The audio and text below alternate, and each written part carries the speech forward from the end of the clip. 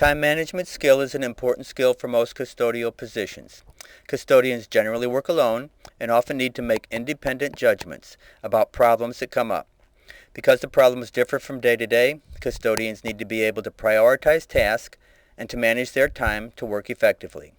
Unfortunately, people often have only vague notions of what time management skills are or how they apply to custodial work. By the end of this presentation, I hope you'll have at least a few concrete notions about what time management is and how it applies to custodial work. There are 4 general approaches to time management. 1. Using clocks and watches to time activities and measure progress. 2. Using calendars, goal setting, and task lists to measure progress and set deadlines. 3. Planning and prioritizing on a daily basis.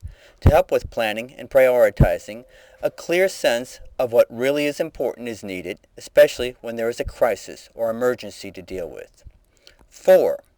Even with a good sense of clock time and a written list of tasks to accomplish and no crises to deal with, we find ourselves saying, "Where did the day go? I don't seem to have gotten anything done." This 4th method is a composite approach that uses all the tools mentioned above but does not rely merely on a sense of urgency to tell us how we should spend time. You might think of it as overall planning that tries to decrease crises, urgent needs, and stress. We'll look at each of these approaches now in a little more depth.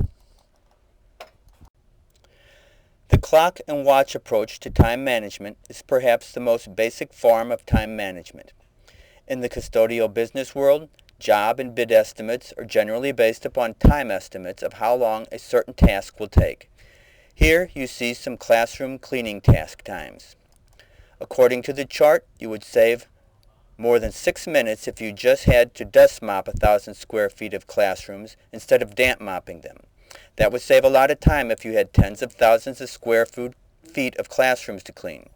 If you'd like to read more about these cleaning times, just Google cleaning times. These kind of cleaning times provide a foundation for most custodial workloading systems. They are also used by contractors to help make a realistic bid. One thing to note is that cleaning times never stand alone. Extra time is always added to a bid or work estimate to account for unseen variables such as weather, differences in the work speed of individuals, absenteeism, etc. Custodians often use the clocks and watches approach almost unconsciously to help them be aware when break time is coming up or when it is time to clock out. Often, however, custodians don't really have a good grasp of how long it takes them to clean things. I remember once John Vandalik, our custodial manager before Matt, told me about an employee who felt his area was too large. John asked the employee to tell him how long it took to clean the various areas of the building so that he could better understand where the employee was having the most difficulty. The employee gave his estimates and John then added the areas together, but the sum total came to less than 4 hours of cleaning. On another occasion, I did a survey to see how long employees had to vacuum each day in their areas. It was surprising that several custodians reported spending 3 to 4 hours just vacuuming each day. I wasn't sure if this was a reliable estimate or not. That would be half the day just vacuuming. Not knowing how long tasks take make decisions and plans very difficult. Knowing how long tasks can take, on the other hand, can be very useful in saving time. Recently, a custodian timed how long it took to vacuum a large library and lounge each day. The time was less than 3 or 4 hours, but enough to show that using a battery vacuum could save a lot of time each day. Knowing how long a task takes can be useful in making purchasing decisions like this. Good time estimates are essential for making good plans and making good decisions about how to spend time. Knowing how long various tasks take in a building can also help the custodian know where to look for time savings if a snowstorm or other contingency reduces the time available to work in a day. If the bulk of your time is spent cleaning restrooms and vacuuming a library, you might want to consider how you can save time in those areas. Knowing how long a task normally takes also allows you to see if doing a job differently can save time or not. When trying something new, it will always seem like time is moving slower. That is because you have to pay more attention to what you are doing. Your sense of time is not as reliable as using a clock to time yourself. Calendar and to-do list techniques can be extremely useful when dealing with certain building problems or when tackling large jobs. Using a recurring calendar frequency to do a job can help you make sure you don't miss items. For example, if you decide to consciously check light switches, or doorknobs, or door plates, or whatever, on the last day or the last week of the month, you stand a better chance of not missing a problem area than if you had just hoped to see the problem when it develops. If you try to really check for everything every day, you would probably slow yourself down quite a bit. There are a lot of examples of how you might set up recurring schedules for cleaning. We're all supposed to use this method to remember to pour some water down restroom floor drains on Friday. Waiting until odor and sewer flies develop is not a good alternative. Many of us also use this calendar method to organize our grocery shopping. Organized shopping for an hour on Saturday can save time over shopping at the grocery store 5 nights a week to pick something up. In public areas, you might want to dust on a certain day each week. You might want to get doorknobs or light switches once a month on a certain week of the month. Making a list of jobs that need to get done in the summer would be an example of the to-do list technique. Supervisors are often very good at this technique. They can go through a building and come up with several items to work on in the next week or two. There is no reason why custodians shouldn't use this approach themselves. The technique provides a sense of control and helps you organize what needs to be done. Time is often saved when work is organized. Summer is a good season for you to develop your job list making skills. Take a walk through your building.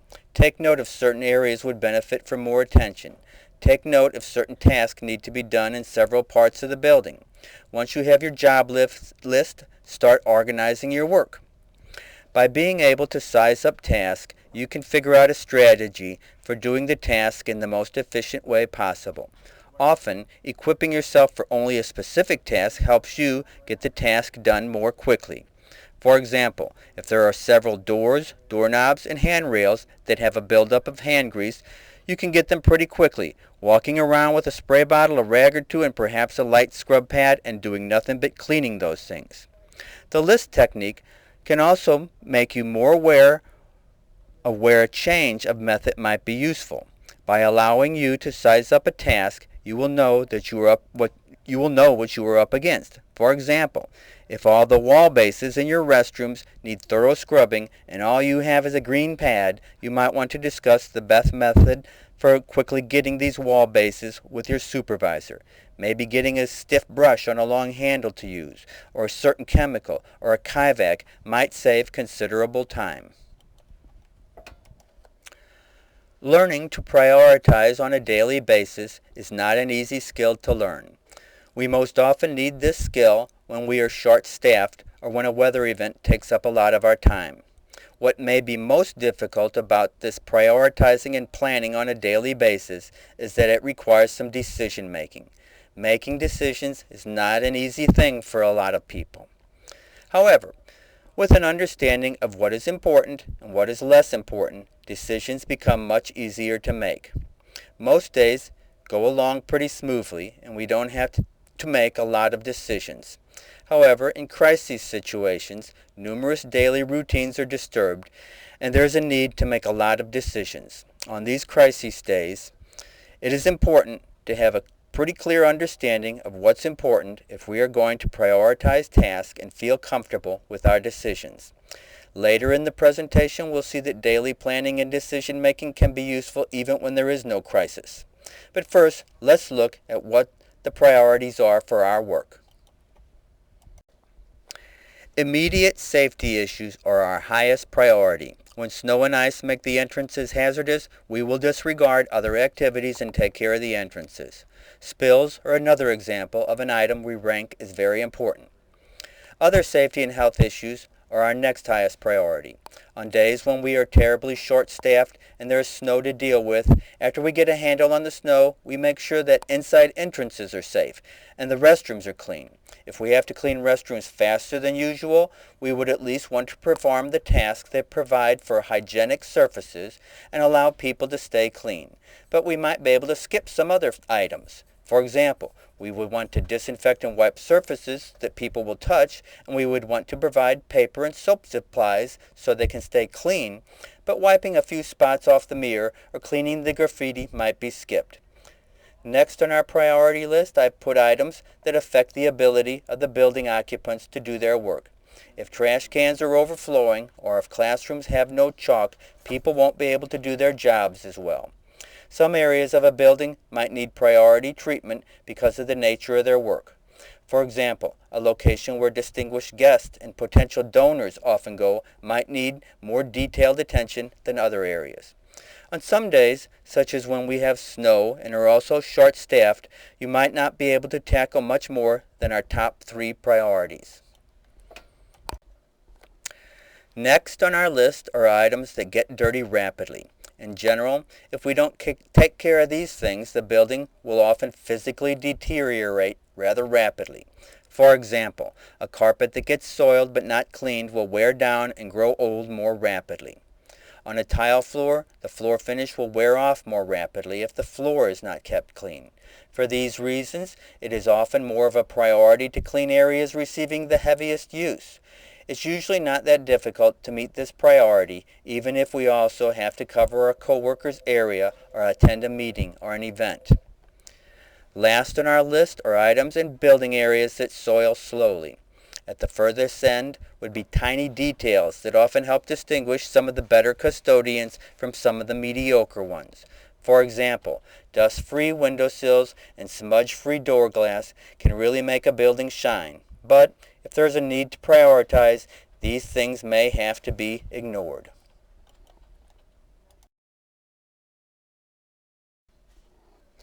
In his book, First Things First, business writer Stephen Covey goes beyond using time management to just get what needs to be done. He does this by distinguishing between the important and the urgent and learning how to prioritize. The matrix he comes up with has 4 quadrants. Quadrant 1 would be activities that are both urgent and important. For example, crises, pressing issues, and deadlines. Quadrant 2 would be activities that are important but not urgent. For example, preparation, planning, prevention, relationship building, and personal development. Quadrant 3 includes activities that are urgent but not important. For example, interruptions, certain paperwork and meetings, and proximate pressing matters. Quadrant 4 includes activities that are neither urgent nor important. These are generally trivial time wasters. Now let's look at each quadrant a little more in depth. Quadrant 1 is the quadrant of things that are both important and urgent. What would some of these things be for us? Ask yourself, what creates more work for me? What makes me feel more hurried but is kind of an important thing? What are our crises, our pressing problems, our deadline-driven projects, our urgent meetings? For our crisis, we might include snowstorms, high absenteeism, special events in buildings. For our pressing problems and firefighting issues, we might include building complaints of a problem that has been slowly developing, running out of supplies, cleaning and maintenance emergencies like floods and spills, equipment breaking down, restorative cleaning. For example, minerals built up in a toilet so much that spending significant time with a pumice stone is necessary. For our deadline-driven projects, we might include a list from your supervisor of things to get done this week, or a last-minute ordering of supplies, or getting the laundry out. For those urgent meetings, maybe you consider a team safety meeting or a meeting with the director. You have to go to these things, and you got to do it at a certain time. Covey notes that too much time in Quadrant 1 leads to stress and burnout. This kind of explains why presidents seem to age so rapidly after they are elected. Now let's look at other things that make us feel hurried but perhaps aren't so important as work priorities. These are things that are urgent but not important. Interruptions might be students in hallways or people who want to stop and chat. You have to deal with them right away, but they aren't really work priorities. Some mail and some calls might be arranging appointments for kids or your parents, or calls from schools. You have to get this stuff done, but it's not a work priority, is it? Popular activities might be a recognition luncheon, or a student event in the hall or the lobby that slows you down and that you have to deal with at the moment. Paperwork might be overly complex paperwork. It's more about the form of the paperwork than the essential function of the paperwork.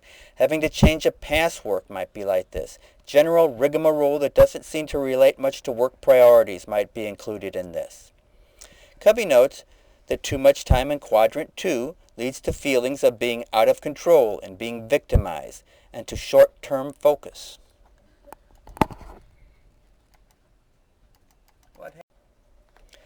Now, let's think about the kind of things that custodians might fit into quadrant 4. These would be things that are neither urgent nor important. Trivia.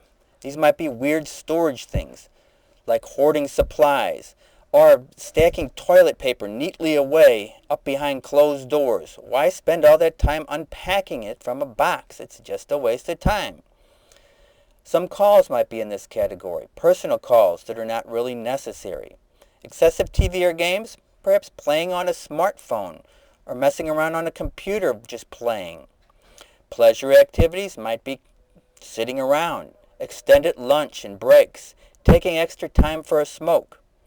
Time wasters might include goofing off, getting to the time clock or meeting excessively early, extended conversations. It's likely that everyone engages in activities like this. However, according to Covey, spending too much time in quadrant 4 leads to irresponsibility and dependence on others. If you have teenage children, it may seem like they spend too much time in this quadrant, and they seem more irresponsible and dependent on you than you really think they should be. Now let's focus on quadrant 2, things that are important but not urgent. Let's think about some things we do that might fit into this quadrant. Preparation and planning. This might include keeping carts and closets stocked and orderly, getting order forms and laundry done in time or even ahead of time. Also, that short meeting at the beginning of the day with coworkers is helpful with daily planning. Prevention. This would include things like reporting maintenance problems as they develop, taking proper care of your equipment so it doesn't break down and works effectively. Also, doing daily preventive cleaning instead of letting dirt build up and having to do time-consuming restorative project cleaning. New opportunities might include trying out new equipment. Also, learning a new method before you have to. In general, being open to experience. People often say they have 20 years of experience when they really mean they have 1 year of experience and have used that 1 year for 20 years, instead of actually having 20 years of learning and new experience. Capability improvement, personal development, and recreation. This would include training and also exercising and eating right at home. For Covey, recreation is more about recreation than about escapism. Relationship building. This includes that short meeting at the beginning of the day. It also would include getting to know key building people and others you work with so you can communicate comfortably with them. Covey places a lot of emphasis on quadrant 2.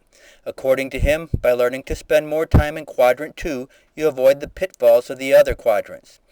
You gain a sense of vision, perspective, control, and balance. According to Covey, by learning to spend more time on quadrant 2 activities, you will have less of those stressful quadrant 1 urgent activities to attend to, and when emergencies do come, you will be better prepared to deal with them.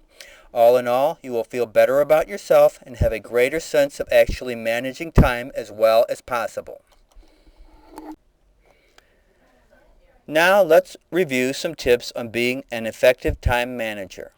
First, learn to measure job tasks. You should have a pretty good idea how long various tasks normally take. If you try something new or different, you should be able to tell if it saves time or not. Next, learn to strategize. Don't wait for your supervisor to point out problems. Use calendars to plan when to get recurring jobs. Make your own to-do list. You're in your area every day. Why should you be waiting for the supervisor to tell you what problems are developing? Next, be ready with some tactics for handling emergency days when you have less time than usual or more work than usual. Know what the priorities are. Safety, normal building operations, things that get dirty the fastest, and things that don't get dirty as fast.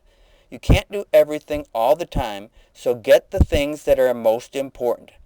Be prepared to make decisions on your own. Let's face it, emergencies are going to happen, but like a well-prepared soldier, you have a whole arsenal of tactics you can use to deal with the situation. Finally, don't wait for a crisis to start being an effective time manager. The fact is that on most days, we aren't squeezed for time.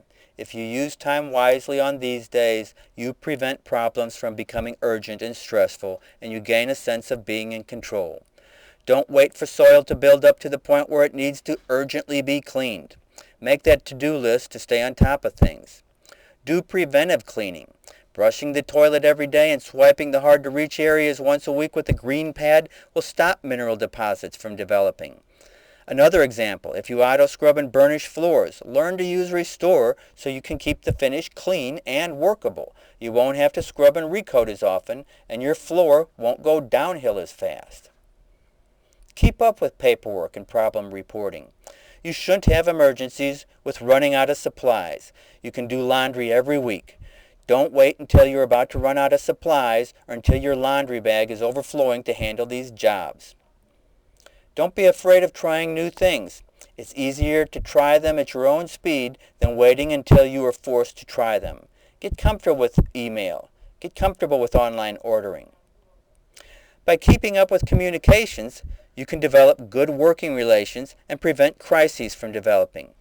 For example, by learning to use the computer a little at a time, you avoid having to learn a bunch at once. Computers are going to be used more and more in the future, so learn to use them now. They're an excellent communications tool.